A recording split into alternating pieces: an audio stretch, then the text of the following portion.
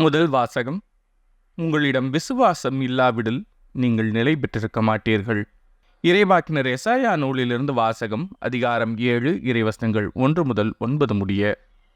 உசியாவின் பேரனும் யோதாமின் மகனுமான ஆகாசு யூதா நாட்டை ஆட்சி செய்த நாள்களில் ரட்சின் என்னும் சிறிய நாட்டு அரசனும் ரமலியாவின் மகன் பெக்கா என்னும் இஸ்ரேல் நாட்டு அரசனும் எருசலேமுக்கு எதிராக போர் தொடுத்து அதை வீழ்த்த முயன்றனர். அவர்களால் அது இயலாமற் போயிற்று. சிரியா எப்ராயிமோடு கூட்டணி அமைத்துக் கொண்டது என்னும் செய்தி தாவீதின் குடும்பத்தாருக்கு அறிவிக்கப்பட்டது. உடனே பெருங்காற்றினால் காட்டு மரங்கள் அலையெதிர்வு கொள்வது போல் ஆகாசின் உள்ளமும் அவர் நாட்டு மக்களின் உள்ளங்களும் அழைக்கழிக்கப்பட்டன. அப்பொழுது ஆண்டவர் எசாயாவை நோக்கி, நீ உன் மகன் செயார்யாசிபை உன்னுடன் அழைத்துச் சென்று ஆகாசை சந்திப்பாயாக. வண்ணான் வயலுக்கு செல்லும் வழியில் மேற்குளத்துக்கு போகும் கால்வாயின் மறுமுலையில் நீ ஆகாசை காண்பாய். அவனுக்கு இதை சொல். நீ அமைதியாயிரு, அஞ்சாதிருந்து நடப்பனவற்றை உற்றுப்பார். ரட்சின் சிரியா நாட்டினர் ரமலியாவின் மகன் ஆகியோரின் கடும் சினத்தை கண்டு மனம் கலங்காதே. அவர்கள் புதைந்து கொண்டிருக்கும் இரு கொள்ளிக்கட்டையிலிருந்து வரும் புகை போன்றவர்கள்.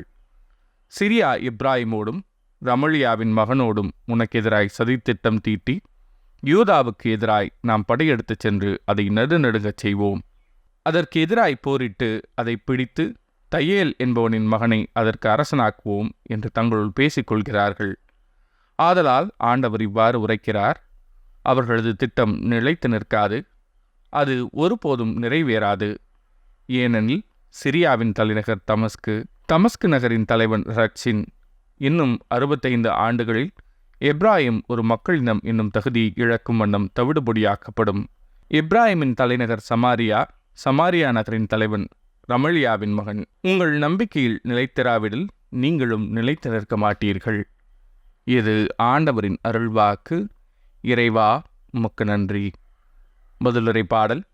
கடவுள் தம் நகரை எந்நாளும் நிலைத்திருக்கச் செய்வார். ஆண்டவர் மாண்புமிக்கவர்.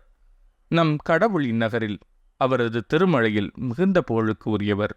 தொலை வடக்கில் திகழும் சீயோன் மலை அனைத்து உலகிற்கும் மகிழ்ச்சியாய் இளங்குகின்றது. கடவுள் தம் நகரை எந்நாளும் நிலைத்திருக்கச் செய்வார். மாவேந்தரின் நகரும் அதுவே. அதன் அரண்மனைகளில் கடவுள் வீற்றிருந்து தம்மையே அதன் கோட்டை என கட்டியுள்ளார். கடவுள் தம் நகரை எந்நாளும் நிலைத்திருக்கச் செய்வார். இதோ அரசர் அனைவரும் ஒன்று கூடினர், அணிவகுத்து ஒன்றாக வந்தனர். அந்தோ பார்த்ததும் திகைத்தனர், திகிழடைந்து ஓட்டம் பிடித்தனர். கடவுள் தம் நகரை எந்நாளும் நிலைத்திருக்கச் செய்வார். அங்கே அச்சம் அவர்களை ஆட்கொண்டது. பேர்கால பெண்போல் அவர்கள் துடிதுடித்தனர். தர்சீசு கப்பல்களை கீழே காற்றினால் நீர் தகர்த்தெறிகின்றீர். கடவுள் தம் நகரை எந்நாளும் நிலைத்திருக்கச் செய்வார். நற்செய்தி வாசகம்.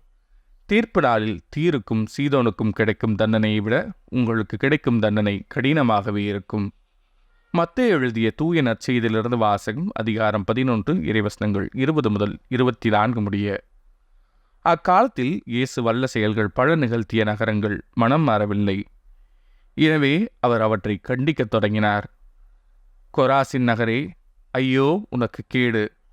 பெத்சாய்தா நகரே, ஐயோ உனக்கு கேடு! ஏனெனில் உங்களிடையே செய்யப்பட்ட வல்ல செயல்கள் தீர் சீதோன் நகரங்களில் செய்யப்பட்டிருந்தால் அங்குள்ள மக்கள் முன்பே சாக்குடை உடுத்தி சாம்பல் பூசி மனம் மாறியிருப்பர். தீர்ப்பு நாளில் தீருக்கும் சீதோனுக்கும் கிடைக்கும் தண்டனையை விட உங்களுக்கு கிடைக்கும் தண்டனை கடினமாகவே இருக்கும் என நான் உங்களுக்கு சொல்கிறேன். கப்பர்நாகுமே, நீ வானளவு உயர்த்தப்படுவாயோ? இல்லை, பாதாளம் வரை தாழ்த்தப்படுவாய். ஏனெனில் உன்னிடம் செய்யப்பட்ட வல்ல செயல்கள் சோதோமில் செய்யப்பட்டிருந்தால் அது இன்று வரை நிலைத்திருக்குமே. தீர்ப்பு நாளில் சோதோமுக்கு கிடைக்கும் தண்டனையை விட உனக்கு கிடைக்கும் தண்டனை கடினமாகவே இருக்கும் என நான் உங்களுக்கு சொல்கிறேன் என்றார். இது ஆண்டவரின் அருள்வாக்கு. கிறிஸ்துவே உமக்கு புகழ்.